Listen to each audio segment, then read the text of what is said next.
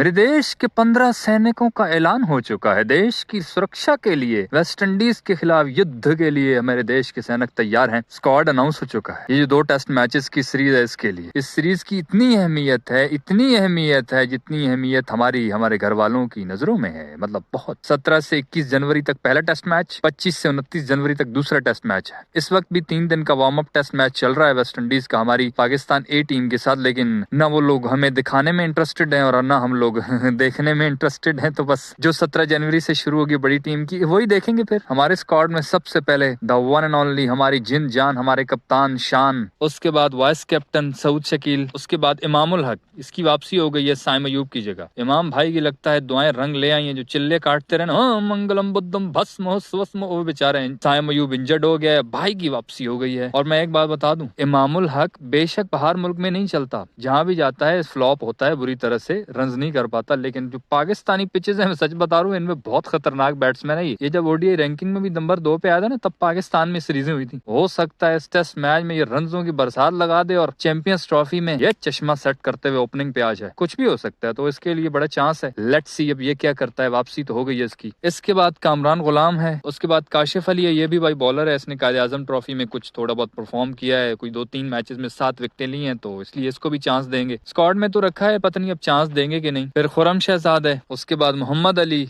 मोहम्मद हुरैरा, मोहम्मद रिजवान, नुमान अली, रोहेल नजीर, साजिद खान, हमारे कटप्पा भाई the entertainer. बाकी कोई हो ना हो, लेकिन कटप्पा भाई जरूर होने चाहिए। मैच हारे या जीते, लेकिन मस्ती नहीं रुकनी चाहिए। कटप्पा भाई होंगे तो आंखें दिखाएंगे। वेस्ट इंडीज वालों, तुम्हारी ऐसी की जैसी। इंग्लैंड वालों को जब इस भाई ने रोक लिया था, one and only Ben Stokes, जब उसको नहीं हिलने दिया, तुम लोग किस बाग की मूली हो बे। तुम लोगों का जो दबदबा था ना 1970-80 में, वीव रिचर्डसन और वो सारे सर लोग, अभी तो तुम लोग वैसे नहीं हो ना। हो सकता है हम लोग अभी भी तुम्हें वही समझते हो और उसी तरह से हार भी जाए, अल्लाह माफ करे। लेकिन सच तो ये है कि वेस्ट इंडीज की टीम इस वक्त कोई खास नहीं है। बहुत बड़ा डाउनफॉल चल रहा है इनका। तो कोई उस तरह का बैट्समैन नहीं है। इनको अभी सीरियस भी कोई नहीं लेता, खास तौर पर टेस्ट में तो। और वैसे भी पाकिस्तानी पिचेस हैं, तो मेरे ख्याल से पाकिस्तान आराम से जीत सकता है इनसे। स्क्वाड में आखिरी नाम रह गया सलमान अली आधा जी का, तो इनके बगैर तो हमारा दिन भी शुरू नहीं होता। तो आधा जी का होना तो बहुत जरूरी है। मीर हमजा को उन्होंने बाहर कर दिया, साइम अयूब वैसे बाहर है। उसके बाद एक हैरान कुन चीज जो मुझे नजर आई है, मोहम्मद अब्बास, उसको जिन्होंने बाहर किया है। नसीम शाह को भी बाहर रखा है। चलो वो ठीक है, उसको रेस्ट समझ सकते हैं कि वो इस सीरीज में ना भी खेले ना, तो चैंपियंस ट्रॉफी में उसने खेलना है, उसकी वहां पे जरूरत है। लेकिन मोहम्मद अब्बास की समझ नहीं आई। वो तो ना T20 खेलता है ना वनडे खेलता है, एक टेस्ट ही खेलता है। और उधर साउथ अफ्रीका में जाके सबसे अच्छी परफॉर्मेंस इस लड़के ने दी। तो यार, जब तुम लोग मोहम्मद अली, खुरम शहजाद, इन लोगों को रख सकते हो और अब्बास को क्यों नहीं रख सकते हो भाई। पाकिस्तान में टेस्ट सीरीज जीतने का फार्मूला तो आकिब जावेद ने बताया था। बिल्कुल हमें पता है कि स्पिनर्स खिलाओ, नुमान अली और साजिद खान